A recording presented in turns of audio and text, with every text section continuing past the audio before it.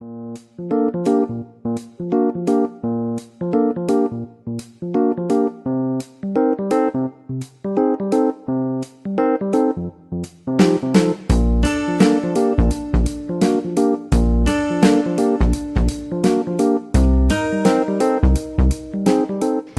a pandemia, os atendimentos em hospitais e clínicas diminuíram bastante. O medo do contágio fez com que as pessoas se afastassem dos consultórios e também das emergências. Mas os médicos defendem que as outras doenças também devem ser observadas, principalmente quando o paciente é criança. O Grupo Leforte garante toda a infraestrutura para que isso ocorra da forma mais segura possível aqui no Hospital Cristóvão da Gama. Afinal, a saúde vem em primeiro lugar com ou sem o novo coronavírus.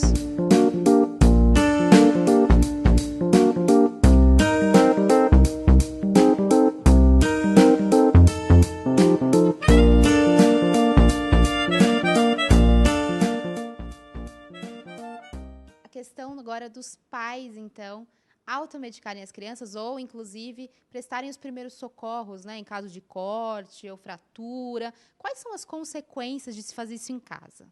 Eles devem ser conduzidos dentro de uma unidade especializada.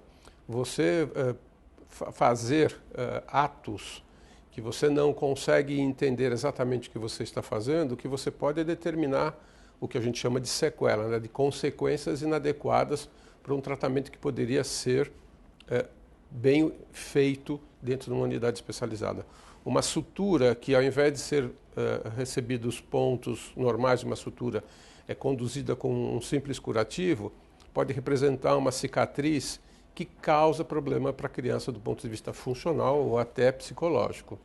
Uma fratura pequena que não foi levada muito em consideração e que, no dia a dia, essa criança chegaria ao hospital e seria imobilizada, ela pode ter uma evolução um pouco mais desfavorável por conta desse tipo de conduta dos pais.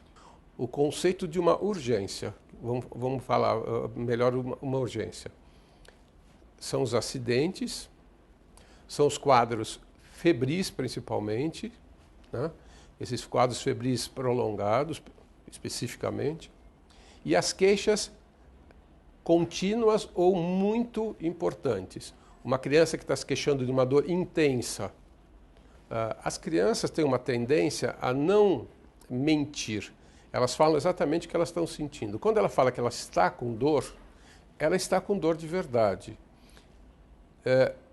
Boa parte das crianças, elas não exageram naquilo que eles estão sentindo. Quando ele fala que está com dor, ele pode estar com uma dor importante e ele não fica chorando, gritando. Isso deve ser levado em consideração o que é que está acontecendo com o meu filho, com a minha filha, quando ele começa a se queixar de dor. Apareceu algum outro sinal, apareceu algum outro sintoma, está com dor e febre, está com tosse e febre. Então, essa avaliação, essa análise do ponto de vista criterioso do que está acontecendo com o seu filho que vai determinar uma pior, uma melhor evolução numa doença que está aparecendo. A apendicite, por exemplo, que é da nossa área específica, ela começa com uma simples dor abdominal, que vai progressivamente aumentando e aparecendo outros sinais e sintomas. Mas, às vezes, por conta da forma como a criança encara a dor, que é um fator absolutamente subjetivo, você pode ter uma demora chegada no hospital e você receber uma criança já com uma fase mais adiantada. A telemedicina é um instrumento bastante importante quando se estabelece uma relação médico-paciente, que ao longo dos últimos anos ela se perdeu um pouco. Então, a gente tem que entender que eu posso dar uma excelente informação para o paciente, para a família do paciente pediátrico, desde que eu tenha uma relação de confiança, em que eu entenda que esse pai e esta mãe são capazes de entender e capazes de me transmitir uma informação precisa. A gente tem que examinar o paciente Eu posso olhar uma fimose, que é um quadro cirúrgico, que não tem a menor relevância do ponto de vista de urgência ou de emergência médica, porque a mãe pode fazer uma manobra que eu consiga perceber. Mas uma dor abdominal, ela precisa ser examinada pelo pediatra, ela precisa ser examinada eventualmente pelo cirurgião. Não existe telemedicina para certas doenças. Eu detecto pneumonia, um clínico, né, um pediatra clínico, um cirurgião pediátrico, detecta a pneumonia muito antes dela ser hipervista num raio-x. A gente é capaz de fazer esse diagnóstico clínico. Se um pai ou se uma mãe demoram para trazer e a criança chega aqui com uma pneumonia que aparece o raio-x, uma coisa enorme, isto vai levar a uma pior consequência do ponto de vista evolutivo. Questão ao coronavírus e crianças. O que vocês têm notado? A grande maioria das crianças, a grande maioria mesmo das crianças, elas não desenvolvem quadros clínicos semelhantes ao quadro clínico do adulto. A maioria é feita de diagnósticos incidentais. A família, algum membro da família está doente e no fazer o screening da família inteira você vai detectar, ou em alguma suspeita muito vaga você vai detectar. Este foi o fator, este foi um dos motivos do isolamento das crianças, porque ele pode transmitir para pessoas que tenham fatores de risco, ou para o pai, e esse pai transmite para um indivíduo ainda mais velho que tem fator de risco, para esse pai e para essa mãe. Então, o isolamento da criança tem muito a ver de romper a cadeia de transmissão e não a importância do ponto de vista de doença em si. Um diabético, um hipertenso, ele fica doente e fica doente grave, um adulto. A criança, você tem um número pequeno de crianças diabéticas, essas crianças são extremamente bem acompanhadas, então a chance dessa criança desenvolver uma doença e desenvolver um quadro grave é muito, muito, muito menor do que um adulto. Para finalizar a entrevista, se o senhor quiser dar algum recado para o pai e para a mãe que está assistindo em relação a tudo que a gente conversou.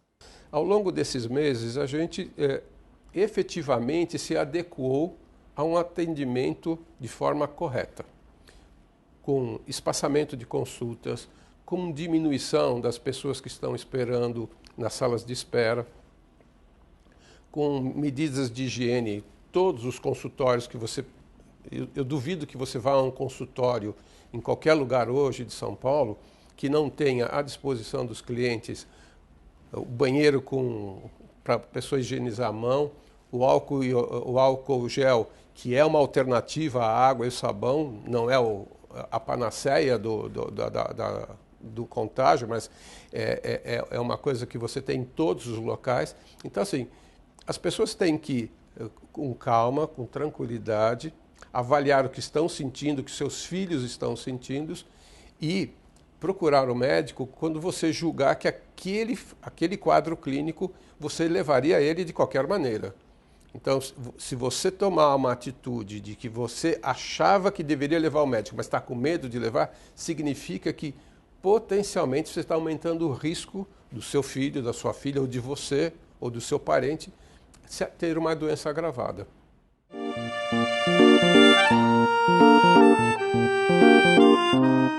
Doutor Jair, então me conte, como é que está sendo o atendimento das crianças durante a pandemia? Como é que está sendo nos últimos 6 meses? Que análise o senhor faz?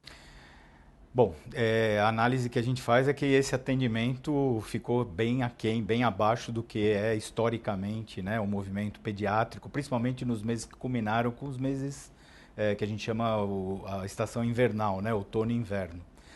Em geral, são situações e períodos onde existe sobrecarga de trabalho, tanto a nível de pronto-socorro, como em clínicas particulares e ambulatórios.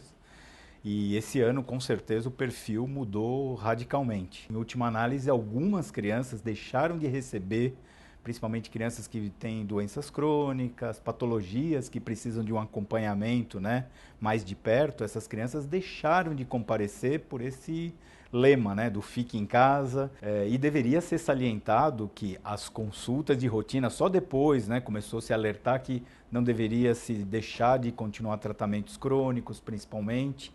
Então agora, no finalzinho aí finalzinho, a gente espera, né, da pandemia, a gente está sentindo que está havendo uma retomada e as pessoas estão entendendo que conscientemente há que levar a vida como se levava anteriormente, senão a gente vai parar de viver.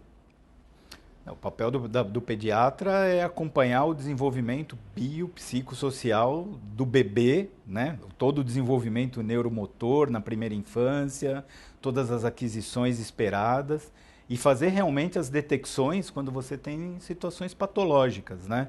Quando você tem situações adversas, onde a criança começa a mostrar, principalmente agora, a gente tem visto, né? Com essa situação de uma quase prisão domiciliar que as crianças estão vivenciando há 6, 7 meses, elas estão começando a ter agora impacto emocional muito grande. As famílias, né? O nicho familiar, ele está sendo impactado de uma maneira veemente. Então, as doenças mentais agora são uma coisa que está começando a aparecer de modo gritante. E o pediatra ele tem a possibilidade de, no acompanhamento constante dessa criança, começar a detectar, né, quando começa a ter sinais que começam a sair fora do que a gente chama de normalidade, né? Vacinação, né? Muitos pais deixaram também de vacinar as crianças durante esses 6 meses e agora com a campanha nacional isso vai ser colocado à risca, né, em prática. Qual a importância da vacinação? Eu acho que, assim, até suspeito a gente falar como pediatra, é uma das coisas que a gente mais valoriza e dá valor, né? As vacinas, as terapias, a terapêutica vacinal, né? Mostrou um decréscimo de muitas doenças que a gente chamava antes de doenças imunopreveníveis, né? Como sarampo, que a gente vê, teve agora um surto, um reescape de sarampo, porque houve queda nas taxas de vacinação, tem um fluxo aí, tem uma parte da população que advoga a favor do não vacinação, da não vacina, dos antivacinas, né? Que eu acho que, assim, a gente deve até respeitar, porque a gente está numa democracia, afinal, mas eu acho assim, como é uma coisa de coletividade, quando você deixa de vacinar um grupo de crianças, você está colocando em risco a maioria das crianças. Um exemplo gritante para nós que já somos pediatras aí na estrada longa da vida, então, catapora, que é a varicela, né? O nome científico é varicela. Antes a gente tinha surtos de varicela nas escolas, que é família inteira com catapora, com varicela. Hoje, raramente a gente vê catapora e varicela depois da introdução vacinal. Então, eu acho que isso é alguma coisa que tem que ser enfatizado, tem que ser reenfatizado, o governo faz sua atuação.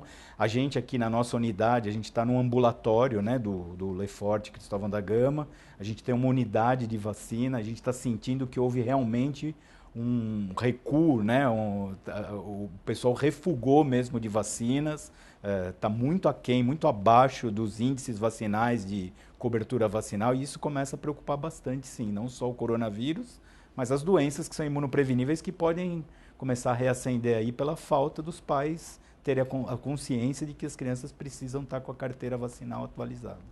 Falando do Grupo Lefort aqui do Cristóvão da Gama, vamos falar um pouquinho do PS infantil, da ala pediátrica, né? É uma área que vocês valorizam e investiram bastante. Conta um pouquinho sobre isso. Isso.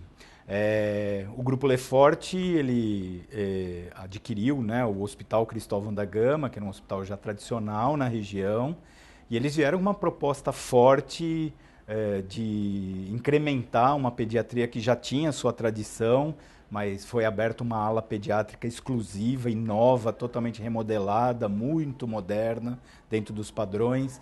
Foi montado dentro desse prédio de ambulatórios, um ambulatório de pediatria, especialidades pediátricas. O berçário também sofreu a reforma, né? Há todo um movimento de incrementar a maternidade e o berçário, né? Que eu acho que vão ser alguma coisa bastante importante aqui na região para que tenha um conforto bastante grande para as mães, para as gestantes e para os bebês, né? E esse ambulatório é um ambulatório extremamente com salas modernas, com acomodação, com um lugar bastante isento até da área hospitalar. Muitas vezes a gente ouve, né, os pacientes falar, mas eu não estou indo lá no ambulatório porque eu tenho medo de ir no hospital. Ele vindo aqui ao ambulatório, é um prédio totalmente dissociado do hospital. Está sendo respeitado todas as rotinas e as recomendações da Organização Mundial de Saúde, quanto a barreiras para pacientes febris que são triados para o pronto-socorro, quanto a barreiras de horários de marcação de consulta para evitar aglomerações. Então está sempre sendo checado se não está havendo aglomeração e é orientado espaçamento, né, o distanciamento social dentro das unidades. Então realmente o que eu posso garantir para os pais que estão deixando de vir pelo medo de achar que está vindo ao hospital, que com toda a segurança volte a marcar, né, as consultas, volte a fazer o acompanhamento, porque isso é extremamente importante. Muitas patologias podem ser antecipadas e prevenidas exatamente pelo exame clínico de rotina.